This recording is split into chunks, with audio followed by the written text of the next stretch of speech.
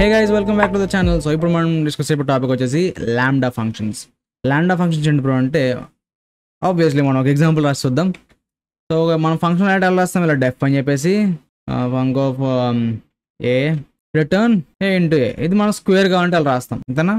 తర్వాత దీన్ని మనం ఇలా కాల్ చేసి దానికి ఏదో వాల్యూ ఇచ్చుకుంటాం అంతేనా.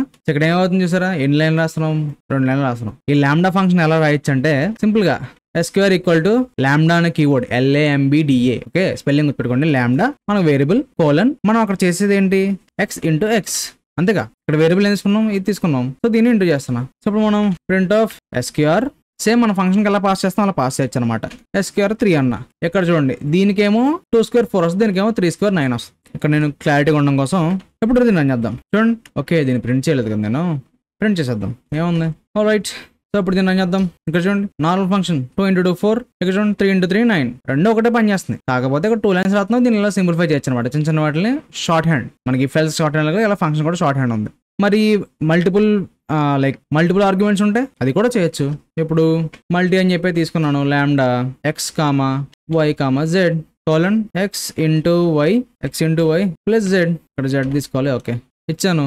ఇప్పుడు చూడు ప్రింట్ ఆఫ్ మల్టీ అనే ఫంక్షన్ కాల్ చేసి 1 లేదా 2 4 5 అలా ఇచ్చా. ఓకే ఇప్పుడు దీన్ని రన్ చేద్దాం. చూడండి మల్టీ వచ్చేసి 13 వచ్చింది. ఎందుకు 2 × 4, 2 4 8 + 5, 8 + 5 13 కదా. సో ఇక్కడ మనం ఎలా రిటర్న్ అయిపోద్ది అనమాట. ఇలా కాలంతో పెడితే చాలు, ఒక్క లైన్ అయిపోద్ది. అదే మనం ఎలా ఫంక్షన్ అంటే మళ్ళీ 3 వేరియబుల్స్ రాస్తాం, మళ్ళీ రిటర్న్ అని చెప్పి కీవర్డ్ రాస్తాం, ఎన్ని రాయాలి. లాంబ్డా ఫంక్షన్ అంటే చాలా షార్ట్ కట్ గా రాయొచ్చు అనమాట. ఓకే దీనివల్ల ఇంకొక యూజ్ కూడా ఉంది. వద్దు నేను ఈ ప్రింట్ ని కామెంట్ చేస్తున్నా, ఇక్కడ ఇంకొక ఫంక్షన్ రాస్తున్నా డెఫ్ ఎగ్జాంపుల్. దీనికి ఏంటంటే మనం ఒక ఫంక్షన్ పాస్ చేద్దాం, వాల్యూ పాస్ చేద్దాం. అదేంటి బ్రో ఫంక్షన్ పాస్ చేస్తావా, ఎలా బ్రో అని అడగచ్చు. వెయిట్ చెప్తా. ఇక్కడ రిటర్న్ మనం ఏం చేయాలంటే value plus function of value. అస్సలు కన్ఫ్యూజ్ అవుద్దు, చాలా ఈజీ. ఈ ఫంక్షన్ కి వచ్చిన వాల్యూ పాస్ చేస్తున్నాను, అండ్ ఆల్సో ఇక్కడ రిటర్న్ ఏం చేస్తున్నాను చూడు, రిటర్న్ వాల్యూ ప్లస్ ఫంక్షన్ అంటున్నా. దీనికి మీకు ప్రింట్ ఆప్షన్ రాసి ఆన్సర్ వచ్చాక చూపిస్తాను మీకు. ఇది కూడా నేను ప్రస్తుతానికి కామెంట్ చేస్తున్నా. Print of function inside function అంటున్నా, మీకు అర్థం కావడానికి. ఓకే ఇప్పుడు మనం ఏం చేయాలి, ఇక్కడ నేమ్ ఏమి ఇచ్చాం, EX అని ఇచ్చాం కదా.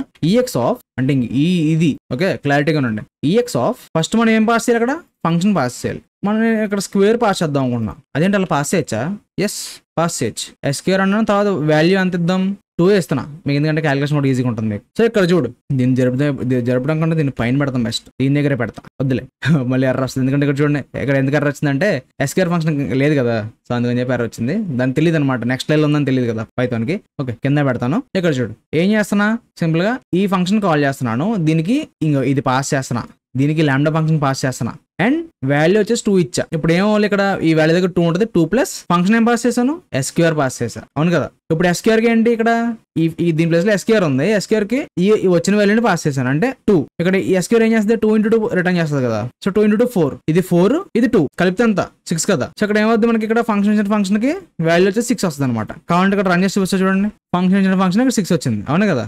ఎందుకంటే ఇక్కడ 2 కదా పాస్ చేశాను. ఇప్పుడు 3 ఇచ్చాను అనుకో, ఇక్కడ 3 ప్లస్ ఇక్కడ ఏంటి SQR కదా, SQR కి ఇక్కడ 3 పాస్ అయింది. 3 ఇక్కడ ఏం చేస్తుంది, 3 × 3 వస్తుంది, 9 వస్తుంది. ఇక్కడ 9 + 3 12 వస్తుంది ఆన్సర్. కావాలంటే చూడు 12 వచ్చిందా. సో ఇలా మనం లాంబ్డా ఫంక్షన్ షార్ట్ హ్యాండ్ లో రాయొచ్చు, లైన్స్ తగ్గుతాయి. ప్లస్ ఇలా మనం ఒక ఫంక్షన్ కి ఈ లాంబ్డా ఫంక్షన్ అయితే పాస్ చేయొచ్చు అనమాట. ఇలా మనం చాలా ఈజీగా ఒక వేరియబుల్ రూపంలో ఫంక్షన్ కూడా పాస్ చేయొచ్చు. ఓకే సో ఇది లాంబ్డా ఫంక్షన్ గురించి. ఐ హోప్ మీకు ఈ వీడియోలో చాలా క్లియర్ గా అర్థం అనుకున్నా. లాంబ్డా ఫంక్షన్ అంటే ఏంటో జస్ట్ ఒక షార్ట్ హ్యాండ్ అనమాట, మా నార్మల్ ఫంక్షన్ కు షార్ట్ హ్యాండ్ అంతే. సో ఇది ఇవాళ వీడియో. ఐ హోప్ మీ అందరికీ నచ్చింది అనుకుంటున్నా. నెక్స్ట్ లైక్ ప్రెస్ చేయండి అండ్ సబ్స్క్రైబ్ మన ఛానల్ కి. సో నెక్స్ట్ వీడియో ముందు ఉంటా. Till then take care, bye bye.